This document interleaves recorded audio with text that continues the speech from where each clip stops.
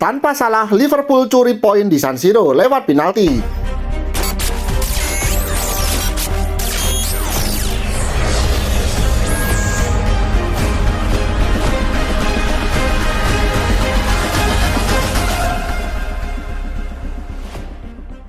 Malam ini di markas Inter Milan, Liverpool tunjukin karakter gede. Walau absen sang bintang Mohamed Salah, The Reds tetap gas keras. Duel nyaris imbang. Sampai menit ke-88, drama di kotak penalti, pelanggaran halus terhadap Florian Wirtz bikin wasit dibantu VAR menunjuk titik putih. Dan siapa yang maju? Yaitu Dominik Szoboszlai. Gak ragu, bola diarahkan ke pojok, jaring bergetar. 1-0 untuk Liverpool. Menang tipis tapi berkelas. Nyuri kemenangan di kandang lawan tanpa bintang utama. Ini bukti mental dan kolektivitas tim. Buat kamu fans Liverpool, kalian bangga. Buat yang lain, ingat, ini baik-baik.